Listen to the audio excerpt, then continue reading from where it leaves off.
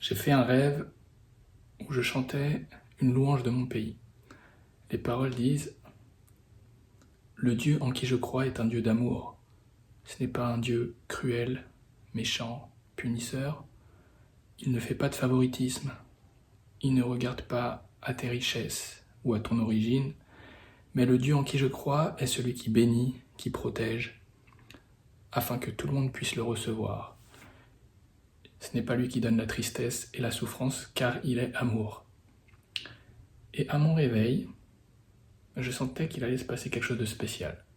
Comme si le Seigneur me disait « Aujourd'hui, sois attentif, parce que je vais te montrer comment moi j'aime, comment s'exprime mon amour. » Que va-t-il se passer?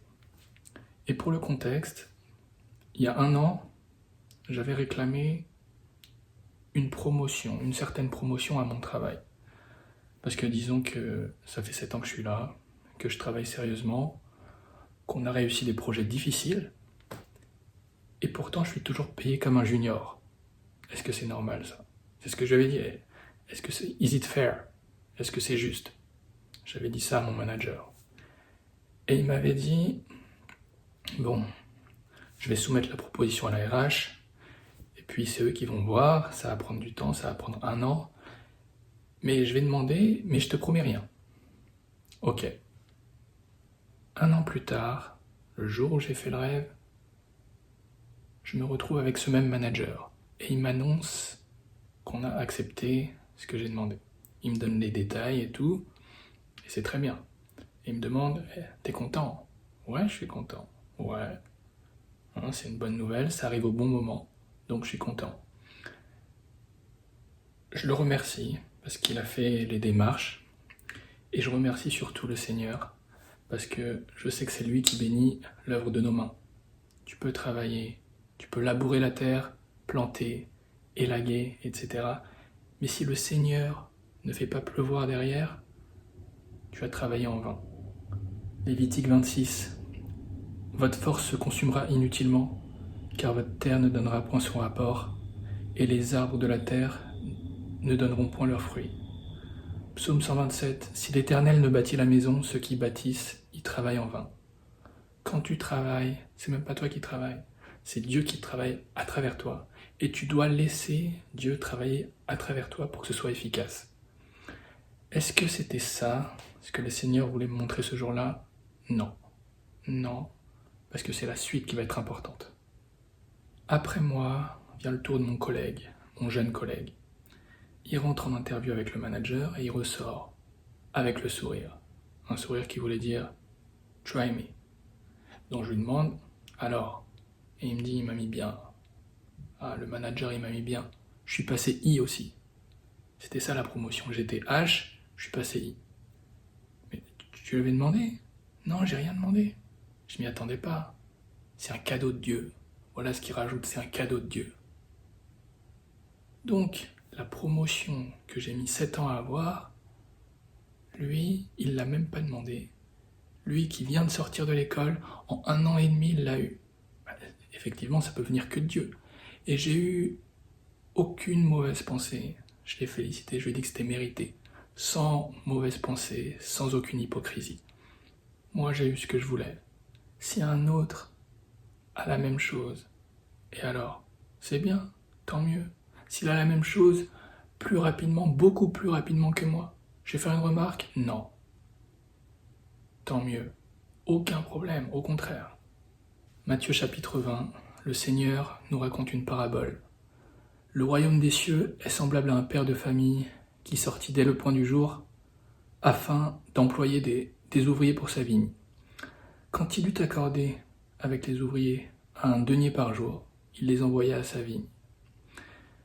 Puis, étant sorti sur les 3 heures, sur les 6 heures, sur les 9 heures et sur les 11 heures, il en trouva d'autres qui étaient sans rien faire, auxquels il dit « Pourquoi vous tenez-vous ici tout le jour sans rien faire ?»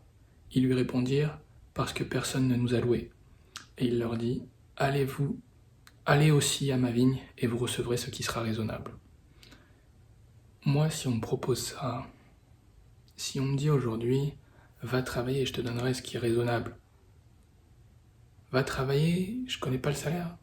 Je suis pas sûr d'y aller, surtout connaissant les employeurs actuels, qui sont malhonnêtes, qui sont avares.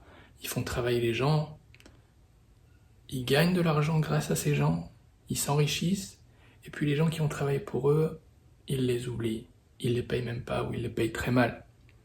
Jacques chapitre 5. Vous riches, pleurez et poussez de grands cris. Vos richesses sont pourries, votre or, votre argent sont rouillés. Le salaire des ouvriers qui ont moissonné vos champs et duquel ils ont été frustrés par vous crie, et les cris de ceux qui ont moissonné sont parvenus aux oreilles du Seigneur des armées.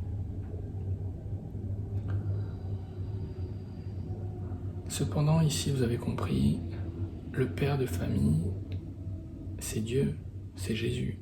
Alors quand il nous dit de travailler et qu'il nous payera ce qui est raisonnable, il ne faut pas hésiter, on fonce.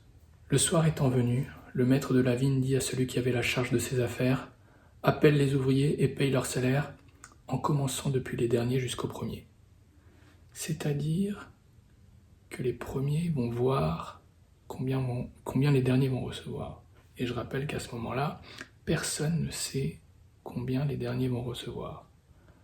Ceux qui avaient été loués vers les 11 heures reçurent chacun un denier. Un denier? Mais c'est le salaire pour toute une journée. Ils sont venus à 11 heures, ils ont travaillé seulement 1 heure et reçoivent le salaire de toute une journée. Mais ils ont beaucoup de chance. Ils sont bénis. Malheureusement, ça ne va pas plaire à tout le monde. Quand les premiers furent venus, ils croyaient recevoir davantage, mais ils reçurent aussi chacun un denier. Ils murmuraient contre le père de famille. Ces derniers n'ont travaillé qu'1 heure et tu les as fait égaux à nous. Mais le maître répondit à l'un d'eux. Mon ami, je ne te fais pas le moindre tort. 1 pièce d'argent, n'est-ce pas le salaire sur lequel nous étions d'accord? Prends donc ce qui te revient et rentre chez toi. Si cela me fait plaisir de donner au dernier arrivé autant qu'à toi, cela me regarde. Ne puis-je pas disposer de mon argent comme je le veux? Ou bien m'en veux-tu pour ma bonté? Est-ce que le Seigneur aurait pu donner plus au premier? Oui, il aurait pu. Mais c'était pas ça l'objectif. Il y avait 2 objectifs. 1, faire un cadeau au dernier. Et 2, mettre à l'épreuve le premier. Comment tu vas réagir? Est-ce que tu vas murmurer? Ou est-ce que tu vas te réjouir pour ton frère? Dieu a fait un cadeau au dernier. C'est comme ça. Et c'est pas comme s'il nous avait laissé sans rien. On a eu ce qu'on voulait. Donc, prends ton denier, rentre chez toi, va célébrer, et va même raconter comment Dieu a été bon avec le dernier. Il est bon, plein d'amour, de grâce, de pitié. Il donne aux gens et il donne même à ceux qui ne le méritent pas. Et on doit se réjouir d'avoir un Dieu comme lui.